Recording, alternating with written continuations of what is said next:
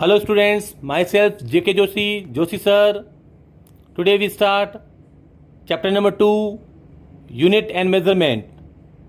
First we start with the measurement portion, in which first heading is significant figures or significant digit. Student, we have example 2, 2.0, 2.00. In which of them is more accurate? So your answer may be 2.00. Student, this is the concept of significant figure. Basically, significant figure in the measurement value of a physical quantity tells the number of digits in which we have confidence. Larger the number of significant figures obtained in the measurement, greater the accuracy of the measurement, and vice versa. Students, हमारे पास में significant figure को measure करने के लिए basically 6 rules होते हैं. उनको मैंने बहुत ही अच्छे इजी तरीके से आपको समझाने की कोशिश की है. देखिए बच्चों, बेसिकली किसी भी नंबर को लिखने के 2 तरीके हमारे पास में पॉसिबल हैं. Basically non decimal numbers and decimal numbers. तो मेरे पास में 2 रूल्स जो हैं वो डेसिमल नॉन डेसिमल के हैं.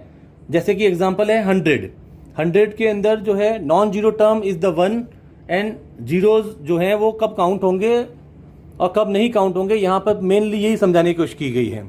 नाउ 100 वाले एग्जांपल के अंदर जब जीरो बाउंडेड नहीं होता है नॉन जीरो टर्म से, तो ये दोनों जीरो काउंट नहीं होते हैं. इसकी वजह से इनको हम मिस कर देंगे और हमारे पास में सिर्फ इसके अंदर सिग्निफिकेंसी सिर्फ 1 आ जाएगी.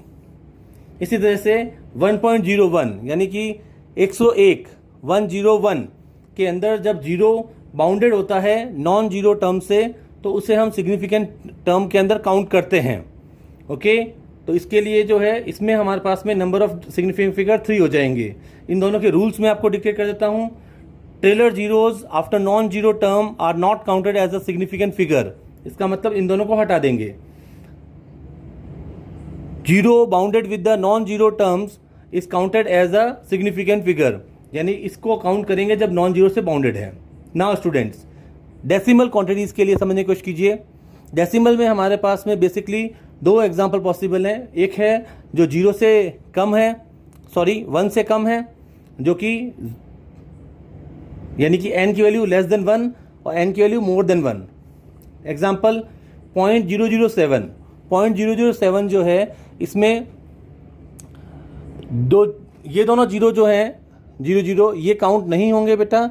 यानी कि डेसिमल क्वांटिटीज जब भी 1 से छोटी होती हैं तो लेफ्ट साइड के जीरोज़ यानी कि डेसिमल और नॉन जीरो के बीच में जितने भी जीरोज़ आएंगे उनको हम काउंट नहीं करते हैं, और हमारे पास में नंबर ऑफ डिजिट बन गया, नंबर ऑफ सिग्निफिकेंट फिगर हो जाएगा SF मतलब 1. बट इसके केस में हमारे पास में ये दोनों जीरो तो काउंट 1 2 3 ये तीनों काउंट नहीं होंगे. But trailer zeros after non zero term should be counted. वो तो हम पुराना वाला लॉ ही फॉलो करेंगे अभी भी, और इसकी वजह से इसमें 3 डिजिट्स हो जाएंगे जो कि काउंटेबल हैं, यानी कि सिग्निफिकेंट फिगर 3 हो जाएंगे. अब हमारे पास में लास्ट रूल है इसके अंदर, ये वाला 5th पॉइंट है 7.007. नाउ यही एग्जांपल मैंने फिर से लिया है. देखो, मैंने जीरो की जगह पर यहाँ पर नॉन जीरो टर्म लगा दी है जो कि 7 है. बट अब जो नॉन जीरो टर्म्स के बीच में जब भी कोई जीरोज आएंगे तो वो काउंट होंगे. इस वजह से ये दोनों जीरो फिर से काउंट होंगे और आंसर आ जाएगा 4, यानी SF हमारे पास में 4 हो गया. और लास्ट एग्जांपल में वापस से देखिए बेटा, यहाँ पर 7.007 यानी कि बीच वाले दोनों जीरो तो काउंट होने ही थे, बिकॉज वो तो नॉन जीरो टर्म्स के बीच में है, और लास्ट वाले trailing zero after non zero term should be counted as a significant figure. इस वजह से टोटल जो है हमारे पास में 6 सिग्निफिकेंट फिगर्स बन गए हैं. Okay students, now students we have some more extra examples. बच्चों देखिए, हमारे पास में फर्स्ट है यूनिट कॉन्सेप्ट. अब यूनिट के अंदर आंसर है नो चेंज. अगर यूनिट का कोई भी वैल्यू आएगा तो हमें कोई फर्क नहीं पड़ता. जैसे एग्जांपल है 0.007 किलोमीटर, वही एग्जांपल मैंने यहाँ से ले लिया, यूनिट लगा दिया बस उसमें. देखिए अभी भी इसके अंदर नंबर ऑफ सिग्निफिकेंट फिगर कितना है, 1 है, बिकॉज जो जीरोज हैं डेसिमल के बाद वाले, जब तक नॉन जीरो टर्म नहीं आती है तब तक जितने भी जीरोज होते हैं उसे हम सिग्निफिकेंट फिगर्स में काउंट नहीं करते हैं. इसकी वजह से नंबर ऑफ सिग्निफिकेंट फिगर 1 आ गया, यानी ये दोनों जीरो काउंट नहीं होंगे, जैसा पहले हमने पढ़ाया है. अच्छा, अगर हम किलोमीटर को कन्वर्ट कर दें मीटर में तो ये जो पूरी टर्म है बन जाएगी 7 मीटर, राइट ना।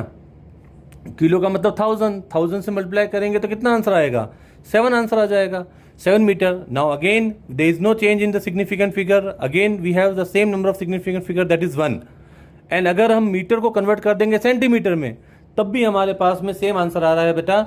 अब देखिए पावर का इफेक्ट देखिए, पावर के अंदर क्या है, अगर पॉजिटिव पावर है जैसे मैंने लिखा है 2 मल्टीप्लाई बाय 10 पावर +2 और -2, दोनों ही केस को अलग अलग पढ़ते हैं तो हमारे पास में दो नंबर बन रहे हैं 200 एंड 0.002। दोनों ही केस में नंबर ऑफ सिग्निफिकेंट सेम होंगे। आपको एक बार मन में सोचिए कितने होने चाहिए सिग्निफिकेंट फिगर, दोनों में कितने बनने चाहिए, आंसर है 200 में बनेंगे number of significant figure 1 and 0.02 में भी 1 ही होंगे। नाउ सबसे इंपॉर्टेंट है बेटा हमारे पास में number of significant figures in the numbers which are use in formulas. देखिए एग्जाम्पल है मेरे पास में फर्स्ट एरिया का, एरिया का जो फॉर्मूला है for a sphere that is 4πr²। बच्चों ये जो 4 है जिसे मैंने अंडरलाइन कर रखा है उसमें कितने सिग्निफिकेंट फिगर होंगे।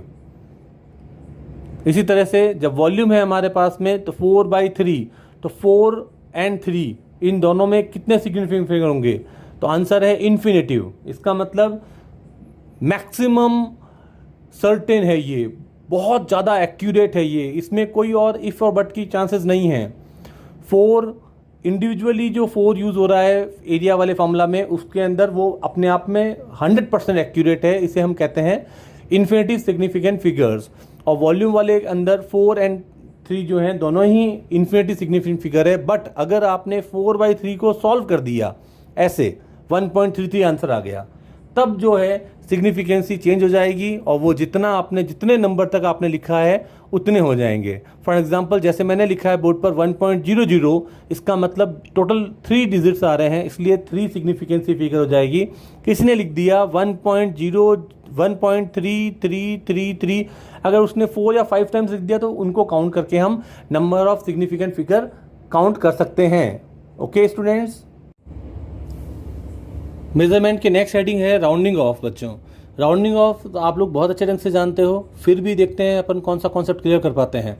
नाउ स्टूडेंट, अगर हमारे पास में 3.34 है और हमारे को डेसिमल के 1 प्लेस तक इसको जो है राउंडिंग ऑफ करना है, तो हमारे पास में अगर डेसिमल के बाद में 1 प्लेस तक करना है तो ये जो वैल्यू है अगर मोर देन 5 होती है या 5 होती है तब इसे हम लोग पहले वाली प्रीवियस वैल्यू में 1 ऐड कर देते हैं। बहुत ही सिंपल सा आपके लिए एग्जांपल है, नो प्रॉब्लम। तो ये 4 है इसलिए इसमें कुछ भी ऐड नहीं होगा, आंसर आ जाएगा 3। बट इन केस 5 होने पर ये हम पहले वाली क्वांटिटी पे फिर से ध्यान से देखते हैं, ये क्वांटिटी कौन सी है, इवन या ऑड। तो इस वाले केस में ये हमारे पास में ऑड नंबर है इसलिए इसे इवन बनाने के लिए इसमें 1 ऐड कर दिया जाएगा। दूसरे एग्जांपल में 3.36 होने की वजह से ये मोर देन 5 है तो इसमें कोई सोचना ही नहीं है, पहले वाले में 1 ऐड करके 3.4 बना दिया। बट यहाँ पर भी मैंने यही एग्जांपल लिए हैं, बट हमने इस बार 3 की जगह पर यहाँ पर यानी 3 मतलब यहाँ पर ऑड नंबर की जगह पर यहाँ पर 2 लिया है जो कि आपस में इवन नंबर है। ठीक है। नाउ बच्चों, अगर ये हमारे पास में यहाँ पर 2 है तो अब ये 4 का राउंडिंग ऑफ करने पर ये 2 तो आएगा बिकॉज 4 तो 5 से छोटा है। बट सबसे इंपॉर्टेंट जहाँ मैंने स्टार लगा रखे हैं 3.25 है। 3.25 के अंदर यहाँ पर 5 होने की वजह से हमारे को ये फिर से देखना पड़ता है कि पहले वाली क्वांटिटी इवन है या ऑड है। क्योंकि ये क्वांटिटी इवन है इसलिए ये अनअफेक्टेड रहेगी, राउंडिंग ऑफ का इस पर कोई फ़र्क नहीं पड़ता है।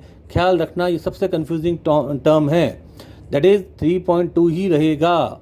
ओके। और नेक्स्ट एग्जांपल जो कि हम पता ही है, अगर ये 5 से बड़ा है तो फिर कोई कन्फ्यूज़न ही नहीं है, उस पर फर्स्ट वाले में 1 ऐड कर देना है। Thank you students.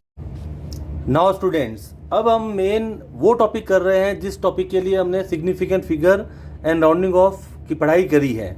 बच्चों that is a calculation with significant figure. पहले तो मैं आपको ये क्लियर कर दूं कि अब हम जो भी कुछ सीखने वाले हैं वो कैलकुलेटर या फिर साइंटिफिक कैलकुलेटर से भी सॉल्व नहीं होता है। मतलब साइंटिफिक कैलकुलेटर इसको रिप्रेजेंट नहीं करता है बच्चों, ये सिर्फ एक कैलकुलेशन पर्पस के थ्रू हमें सीखना होता है। ओके। और इस पर क्वेश्चन भी फ्रेम होते हैं। ये एक टेक्निक है जो हमें समझनी है, सिग्निफिकेंट कैलकुलेशंस के नाम से इसको हम जानते हैं। देखिए फर्स्ट स्टेप है हमारे पास में एडिशन एंड सब्ट्रैक्शन। बच्चों एडिशन सब्ट्रैक्शन में हमारे को अगर कोई भी 2 नंबर दे रखे हैं तो हमारे को देखना होता है कि जो रिजल्ट आएगा हमारा वो स्मॉलेस्ट डेसिमल प्लेस में होगा। यानी in case of addition and subtraction the result should be in smallest decimal place as given in quotient.